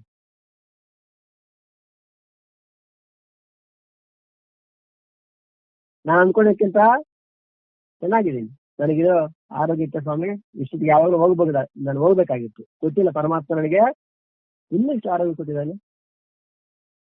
ಈ ರೀತಿ ಜೀವನದ ಪ್ರತಿಯೊಂದು ಹಂತದಲ್ಲಿ ಕೂಡ ಪರಮಾತ್ಮನ ಜೋಡಿಸಿ, ಅದು ತಿನ್ನೋದಾಗಿರ್ಬೋದು, ಉಣ್ಣೋದಾಗಿರ್ಬೋದು, ಕೊಡೋದಾಗಿರ್ಬೋದು, ತಗೊಳ್ಳೋದಾಗಿರ್ಬೋದು, ನಾವು ಪಡ್ಕೊಳ್ಳೋದಾಗಿರ್ಬೋದು, ಎಲ್ಲರನ್ನ ಪರಮಾತ್ಮನ ಜೊತೆಗೆ ಜೋಡಿಸ್ಬೇಕಂತ. ಜೋಡಿಸಿದಾಗ ಈ ಭಾವನೆ ಅಂತಕ್ಕಂಥದ್ದು, ಭಾವನೆ ಮಾಡ್ತಾ ಮಾಡ್ತಾ ಮಾಡ್ತಾ ಅದು ಎಂತ ಭಾವನೆ ಅಂತಂದ್ರೆ ಅದೇ ಆ ಭಕ್ತಿಯೇ ಅನನ್ಯ ಭಕ್ತಿಯಾಗಿ ಮಾರ್ಪಡ್ತದೆ. ಯಾವಾಗ ಮಾಡಿದಾಗ. ಸುಮ್ಮನೆ ಮಾಡೋದಾ? ಕಲ್ಪನೆ ಅಲ್ಲ ಇದು, ವಾಸ್ತು ಇರೋದು ಹಾಗೇನೆ. ನಾವೇನು ಅದಕ್ಕಿಂತ ಬೇರೆಯಾಗಿ ಕಲ್ಪನೆ ಮಾಡ್ಕೊಂಡಿದ್ದೀವಿ. ಈಗೇನು ಆ ಕಲ್ಪನೆಯನ್ನು ಬಿಟ್ಟು ವಾಸ್ತವಕ್ಕೆ ಬರೋದು, ಈಗ ಭ್ರಾಂತಿಯನ್ನ ಬಿಟ್ಟು ಸತ್ಯಕ್ಕೆ ವಾಪಸ್ ಬರೋದು. ಈಗ ನಾವೇನ್ ಮಾಡಿದ್ವಿ? ಭ್ರಾಂತಿಯಾಗಿ ಬೇರೆ ಬೇರೆ ಕಲ್ಪನೆ, ಇವೆಲ್ಲ ನಮ್ದು, ನನ್ನಿಂದಲೇ ಅಂತ ಹೇಳಿ ನಾವು ಕಲ್ಪನೆ ಮಾಡ್ಕೊಂಡಿದ್ವಿ. ಈ ಕಲ್ಪನೆ ಮಾಡೋದಿಲ್ಲ. ಕಲ್ಪನೆ ಭ್ರಾಂತಿಯನ್ನು ಬಿಟ್ಟು ಸತ್ಯದ ಕಡೆ ಬರೋದು. ಯಥಾರ್ಥವಾಗಿರ್ತಕ್ಕಂಥದ್ದು ಏನು? ಅವೆಲ್ಲ ಪರಮಾತ್ಮನೇ ಕೊಡಬೇಕು, ನಾವು ತಗೊಂಡ್ಬರಕ್ಕಾಗಲ್ಲ. ತಗೊಂಡ್ಬರ್ದು ಯಾರಾದ್ರು ಅಲ್ಲಿಂದ ತಗೊಂಡ್ಬಂದ್ರ ಅಂತಂದ್ರೆ ಬರಿ ಕೈಯಲ್ಲೇ ಬರೋದು, ಹೋಗ್ಬೇಕಾದ್ರು ಬರಿ ಕೈಯಲ್ಲಿ ಬರೋದು. ಮಧ್ಯದಲ್ಲಿ ಮಾತ್ರ ಇವೆಲ್ಲ ಪರಮಾತ್ಮನಿಂದ ಕೊಡಲ್ಪಡ್ತವೆ. ಆದ್ರೆ ಮನುಷ್ಯ ಜೀವನ ಮಾಡ್ತಾ ಮಾಡ್ತಾ ಮಾಡ್ತಾ ಎಲ್ಲ ಮರೆತು ಬಿಡ್ತಾನೆ. ನನ್ನಿಂದಲೇ ಇವೆಲ್ಲ ಪ್ರಾಪ್ತಿಯಾಗಿದೆನೋ, ನಾನೇ ಇವೆಲ್ಲ ಸೃಷ್ಟಿ ಮಾಡಿದ್ದೇನೋ, ನಾನೇ ಇದಕ್ಕೆ ಕರ್ತನೇನೋ, ನನ್ನಿಂದನೇ ಜಗತ್ತು ನಡೀತಾ ಇದೆನೋ, ನಾನಿಲ್ಲ ಅಂದ್ರೆ ಇವೆಲ್ಲ ಸೂರ್ಯಚಂದ್ರ ಕೂಡ ನಿಂತು ಹೋಗ್ಬಿಡ್ತಾರೇನೋ ಅನ್ನುವಷ್ಟು ಭ್ರಾಂತಿ ಇರ್ತಾರೆ ಕೆಲವು. ನೋಡ್ಬೇಕು, ನಾನಿಲ್ಲ ಅಂದ್ರೆ ಇನ್ನು ಸೂರ್ಯ ಕೂಡ ಬರಲ್ಲ ಅನ್ನುವಷ್ಟು ಮಾತಾಡ್ತಕ್ಕಂಥ ನೋಡ್ತೀವಿ. ಅಂದ್ರೇನು? ಅಜ್ಞಾನದ ಪರಾಕಾಷ್ಠೆ. ಆದ್ರೆ ವಿಚಾರ ಮಾಡಿ ನೋಡಿದಾಗ ಏನೂ ಇಲ್ಲ ನಮ್ದಂತ. ನಾ ಹೇಳ್ತೀನಿ, ಇಲ್ಲಿ ಜೀವನವನ್ನೇ ಮುಂದಿಟ್ಕೊಂಡು ಹೇಳ್ತಕ್ಕಂಥ ಮಾತಿದ್ದು. ಆತ್ಮದೃಷ್ಟಿ ಬೇರೆ, ಲೌಕಿಕವಾಗಿ ಭಕ್ತಿಯ ಬಗ್ಗೆ ಮಾತಾಡ್ತಕ್ಕಂಥ ಸಂದರ್ಭ ಇದು. ಒಂದು ಕಲ್ಪನೆ ಮಾಡ್ಕೋಬೇಕು, ನಾನು ಇಲ್ಲದೆ ಇದ್ರೆ ಏನಾಗ್ಬೋದು ಅಂತ ಹೇಳಿ. ಏನಾಗಲ್ಲ, ಎಲ್ಲ ನಡೀತಾ ಇರ್ತದೆ. ವಿಷಯ ನಾವಿಲ್ಲ ಅಂದ್ರೆ ಏನಾಗಲ್ಲ, ಎಲ್ಲ ನಡೀತಿರ್ತದೆ. ನಮ್ಮ ಬ್ರಾಂಚ್ ನಾವಿಲ್ಲದೆ ಇದ್ರೆ ಏನ್ ನಿಂತೋಗಲ್ಲ. ಆ ರೀತಿ ಯಾರು ಅಂದುಕೊಂಡ್ರು ಸೈ. ಈಗ ನಾನಿಲ್ಲದೆ ಇದ್ರೆ ಇವರಲ್ಲಿ ಏನಾಗ್ಬಿಡ್ತಾರೋ, ನಾನಿಲ್ಲದೆ ಇದ್ರೆ ಸತ್ತಾಗ ಏನೂ ಆಗಲ್ಲ. ನಿಮ್ಗಿಂತ ಒಳ್ಳೆ ವಿನೋವ ಬರ್ತಾನೆ ನಿಮ್ಮ ಸ್ಥಾನದಲ್ಲಿ. ಯಾಕೆ? ಅದು ನಡೆಸ್ತಕ್ಕಂಥ ಪರಮಾತ್ಮನಾಗಿರ್ಬೇಕಾದ್ರೆ ಬಹುಶಃ ನಮಗಿಂತ ಒಳ್ಳೆಯವ್ರನ್ನ ಹಾಕ್ಲಿಕ್ಕೆ ನಮ್ಮನ್ನು ತೆಗಿತಾರೆ. ನಾನು ಗೊತ್ತಿಲ್ಲ ಯಾರು ನೋಡಿದ್ದಾರೆ. ಹಾಗೆ ನಾವು ಇಲ್ಲ ಅಂದ್ರೆ ಏನೋ ಗೊತ್ತಿಲ್ಲ, ಆ ಜಾಗದಲ್ಲಿ ಅದನ್ನು ತುಂಬಿಸ್ಲಿಕ್ಕೆ ಇನ್ನೇನೋ ಮಾಡ್ತಾನೆ ಪರಮಾತ್ಮ. ಹಾಗೆ ಏನಿಲ್ಲದೆ ಇದ್ರು, ಯಾರಿಲ್ಲದೆ ಇದ್ರು ಅಂದ್ರೆ ಇವೆಲ್ಲ ಕೂಡ ನನ್ಗೆ ಒಂದೊಂದು ಬಂದು ಸೇರ್ಕೊಂಡ್ಬಿಟ್ಟಿದೆ. ಸೇರ್ಕೊಂಡು ಜೀವನ ಅಷ್ಟು ಭಾರ ಆಗಿದೆ, ಅದನ್ನ ಓಡ್ಲಿಕ್ಕೆ ಕಷ್ಟ ಆಗ್ಬಿಟ್ಟಿದೆ ಜೀವನ. ಇದನ್ನ ಪ್ರಾಮಾಣಿಕವಾಗಿ ವಿಚಾರ ಮಾಡಿದಾಗ ಸ್ಪಷ್ಟವಾಗಿ ಅರ್ಥ ಆಗ್ತದೆ. ಒಂದೊಂದು ಭಾವನೆ ಬೆಳೆಸ್ಕೊಂಡು ಎಷ್ಟು ಭಾರ ಆಗಿಬಿಟ್ಟಿದೆ ಜೀವನ ಅಂತಂದ್ರೆ ಅದನ್ನು ಓಡ್ಲಿಕ್ಕೆ ಕಷ್ಟ ಆಗ್ತಾ ಇದೆ. ಅದನ್ನ ತಗೊಂಡು ಒಂದೊಂದು ಹೆಜ್ಜೆ ಆಗ್ಲಿಕ್ಕೆ, ಒಂದೊಂದು ದಿನ ಕಳೀಲಿಕ್ಕೆ, ಒಂದು ಗಂಟೆ ಕಳೀಲಿಕ್ಕೆ ಕಷ್ಟ ಆಗ್ಬಿಟ್ಟಿದೆ. ಯಾಕೆ ಅಂದ್ರೆ ಎಲ್ಲ ನಾವೇ ಹೊತ್ಕೊಂತಿರೋದಂಗೆ. ಹಾಗಾಗಿ ಇದು ಸತ್ಯವನ್ನ ಬಿಟ್ಟು ನಾವು ಭ್ರಾಂತಿ ಒಳಗೆ ಹೋಗಿದಾಗ ಆಗ್ತಕ್ಕಂಥ ಅನುಭವ. ಈಗೇನ್ ಮಾಡ್ಬೇಕು? ಈಗ ಕಲ್ಪನೆ ಮಾಡ್ಬೇಕಾಗಿಲ್ಲ, ಈಗ ಅದರಿಂದ ಭ್ರಾಂತಿನ ವಾಪಸ್ ಬರ್ಬೇಕು ವಿಚಾರ ಮಾಡಿ. ಹಾಗಾಗಿ ವಾಪಸ್ ಬರ್ತಕ್ಕಂಥ ವಿಧಾನ ವಿಚಾರಪೂರ್ವಕವಾಗಿ ಬಂದಾಗ ಅರ್ಥ ಆಯ್ತು, ಹೌದು ಇದೆಲ್ಲ ಕೂಡ ಪರಮಾತ್ಮ ಸಂಬಂಧಪಟ್ಟ ವಸ್ತುಗಳೇ. ಹಾಗಾಗಿ ಪರಮಾತ್ಮನಿಂದ ಕೊಡಲ್ಪಟ್ಟಿದೆ, ನಮ್ಮ ಹತ್ರ ಇದ್ರು ಅವನುವೆ. ಇವೆಲ್ಲ ನಮ್ಮದು ಅಂತ ತಿಳ್ಕೊಂಡ್ರು ಕೂಡ ಅವನದೇ. ನಿಮ್ದು ಅಂತ ತಿಳ್ಕೊಳ್ಳಿ, ತೊಂದರೆ ಇಲ್ಲ. ಆದ್ರೆ ಇವೆಲ್ಲ ಪರಮಾತ್ಮದು ಅಂತ ತಿಳ್ಕೊಂಡು ಎಲ್ಲವನ್ನ ಉಪಯೋಗಿಸಬಹುದು. ಅದರಿಂದ ಯಾವುದೇ ಹಾನಿ ಇಲ್ಲ, ಎಲ್ಲವನ್ನ ಉಪಯೋಗಿಸಬಹುದು ನಾವು. ಆದ್ರೆ ಇವೆಲ್ಲ ಪರಮಾತ್ಮ ಅಂತ ತಿಳ್ಕೊಂಡು ಉಪಯೋಗಿಸಿದಾಗ ಜೀವನ ಹಗುರವಾಗ್ತದೆ, ಸಂತೋಷಮಯವಾಗ್ತದೆ, ಆನಂದಮಯವಾಗ್ತದೆ. ಇವೆಲ್ಲ ಹೇಗೆ ನಿಜಾನ, ಸಾಧ್ಯನ ಅಂತಂದ್ರೆ ಸಾಧ್ಯವಾದನ್ನೇ ಹೇಳ್ತಾರೆ. ಅಸಾಧ್ಯವಾದನ್ನು ಪರಮಾತ್ಮ ಯಾವುದೂ ಹೇಳಲಿಕ್ಕಿಲ್ಲ. ಅಸಾಧ್ಯವಾದದ್ದನ್ನ ಯಾವುದು ಹೇಳಿಲ್ಲ, ಎಲ್ಲ ಸಾಧ್ಯವಾಗುವುದನ್ನೇ ಪರಮಾತ್ಮ ಹೇಳ್ತಾರೆ. ದೊಡ್ಡ ದೊಡ್ಡ ಕಠೋರವಾದ ತಪಸ್ಸು, ಕುರುಚಾಂದ್ರಾಯಣಾದಿ ವ್ರತ, ಸರ್ವಸಂಗ ಪರಿತ್ಯಾಗ, ಇವೆಲ್ಲ ಅಷ್ಟು ಸುಲಭದ ಮಾತಲ್ಲ. ಸರ್ವಸಂಗ ಪರಿತ್ಯಾಗ ಅಷ್ಟು ಸುಲಭನ? ಕುರುಚಾಂದ್ರಾಯಣಾದಿ ವ್ರತ ಮಾಡ್ಲಿಕ್ಕೆ ಆಗ್ತದ? ಒಂದೇ ಕಾಲ ಮೇಲೆ ಇಟ್ಕೊಂಡು ತಪಸ್ ಮಾಡ್ಲಿಕ್ಕೆ ಆಗ್ತದ? ಸರ್ವಸ್ವವನ್ನು ದಾನ ಮಾಡ್ಲಿಕ್ಕೆ ಆಗ್ತದ? ಅದು 24 ಗಂಟೆ ಸಮಾಧಿಯಲ್ಲಿ ಇರ್ಲಿಕ್ಕೆ ಆಗ್ತದ? ಅಥವಾ ಭಾರತ ದೇಶ ತೀರ್ಥಯಾತ್ರೆ ಮಾಡ್ಲಿಕ್ಕೆ ಆಗ್ತದ, ಮತ್ತು ಪಾದಯಾತ್ರೆ ಮಾಡ್ಲಿಕ್ಕೆ ಆಗ್ತದೆ? ಇವೆಲ್ಲ ಕಷ್ಟವೇ. ಆದ್ರೆ ಇದು ಅದೇ ದೊಡ್ಡ ವಿಷಯನೇ ಅಲ್ಲ. ಮಾಡಿದ್ರೆ ಸುಲಭನೇ. ಇವೆಲ್ಲ ನಿಂದೊಂದು ತಿಳ್ಕೊಂಡು, ಈಗ ನಮ್ದೊಂದು ತಿಳ್ಕೊಂಡಿದ್ದೆ, ಅದ್ರ ಬದಲಾಗಿ ನಿಂದೊಂದು ತಿಳ್ಕೊಂಡ್ಬಿಡೋದು. ಈಗ ಒಂದು ಭೂಮಿ ಇತ್ತು, ಆಯ್ತಾ, ಅದನ್ನ ನಾನು ಯಾರಿಗೋ ಮಾರ ಹಾಕಿದೆ. ಇದುವರೆಗೆ ನಮ್ದು ಅನ್ಕೊಂತ ಇದ್ದೆ, ಈಗ ರಿಜಿಸ್ಟ್ರೇಷನ್ ಆಗೋಯ್ತು. ಆಮೇಲೆ ಅನ್ಕೊಂತಾನೆ ಅವಂದು ಅನ್ಕೊಂತಾನೆ. ಆದ್ರೆ ಈ ವ್ಯಕ್ತಿ ಇನ್ನೂ ಅಲ್ಲೇ ಇದ್ದಾನೆ. ಈಗ ನನ್ನ ಮನೆ ಮಾರ ಹಾಕಿದ್ದೀನಿ, ಯಾರಿಗೋ ಬೇರೆಗೆ ಆಗ್ಬಿಟ್ಟಿದೆ, ಹೌದಾ? ಆ ವ್ಯಕ್ತಿ ಒಂದು ಹೇಳ್ತು, ನೋಡಪ್ಪ ಮನೆ ನಂದೇ, ಆದ್ರೂ ಪರವಾಗಿಲ್ಲ, ನೀನ್ ಎಲ್ಲೋಗ್ತೀಯ, ನೀನು ಹೊಸ ಮನೆ ಕಟ್ಕೊಳ್ಳೋರ್ಗೆ ಇಲ್ಲೇ ಇರು, ನನಗೆ ಬಾಡಿಗೆ ಏನು ಬೇಡ, ನೀನಿರು ಸಾಕಷ್ಟು, ಸುಮ್ಮನೆ ಮನೆ ಮಣ್ಣು ಅಂತ. ಈಗ ಮೊದಲು ಅದೇ ಮನೆಯಲ್ಲಿದ್ದ, ಈಗಲೂ ಅದೇ ಮನೆಯಲ್ಲಿದ್ದಾನೆ. ಆದ್ರೆ ನಮ್ದೊಂದೇ ಭಾವನೆ ಇದೆಯಾ? ಇಲ್ಲ, ಯಾವಾಗ್ಲೂ ಮಾರ ಹಾಕಿದ್ದೀನಿ, ಇದು ನಂದಲ್ಲ, ಮೊದಲು ನಂದಾಗಿತ್ತು, ಈಗಲ್ಲ. ಅಂದ್ರೆ ಈಗಲೂ ಯಥಾರ್ಥ ಅದೇ ಮನೆಯಲ್ಲಿದ್ದಾನೆ, ಇದ್ದಾನೆ. ಆದ್ರೆ ನಂದು ಮನೆ ಅಲ್ಲ, ಅವನ ಮನೆ.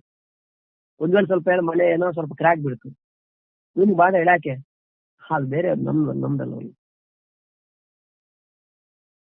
ಅಷ್ಟೊತ್ತಿಗೆ ಯಾರೋ ರಸ್ತೆ ಕಾಮಗಾರಿಯವರು ಬಂದ್ರು, ಇಲ್ಲೊಂದು ಮೆಟ್ರೋ ರೂಟ್ ಹೋಗುತ್ತೆ, ಹಂಗಾಗಿ ಮನೆಯನ್ನ ಬೀಳಿಸ್ತಾ ಇದೀವಿ ಅಂತ ನೋಟಿಸ್ ಕೊಟ್ರು. ದುಃಖ ಆಗತ್ತೆ ಇವನಿಗೆ. ಇಲ್ಲ, ಯಾಕೆ? ನಿನ್ನೆ ಮಾರಾಕಿದೆ, ನಮ್ದಲ್ಲ ಈಗ.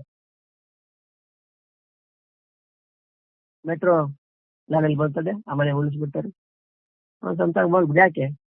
ನಾನು ಈಗಾಗಲೇ ಒಂದು ತಿಂಗಳಿಂದ ಅದನ್ನ ಮಾರಾಕಿದ್ದೀನಿ, ನಂದಲ್ಲ ಅದು. ಅಂದ್ರೆ ಏನು? ಇವೆಲ್ಲ ಕೂಡ ಪರಮಾತ್ಮಂದು ಅಂತ ಅಂದ್ಕೊಂಡಾಗ ಜೀವನದಲ್ಲಿ ಆಗ್ತಕ್ಕಂಥ ಸಂಯೋಗ ವಿಯೋಗದಲ್ಲಿ ಸ್ಥಿರವಾಗಿರ್ತಾನೆ. ಅದೇ ಅನನ್ಯ ಭಕ್ತಿ ಅನ್ನೋ ಮಾತನಲ್ಲಿ ಹೇಳ್ತಾ ಇದ್ದಾರೆ. ಓಂ ಸಹನಾ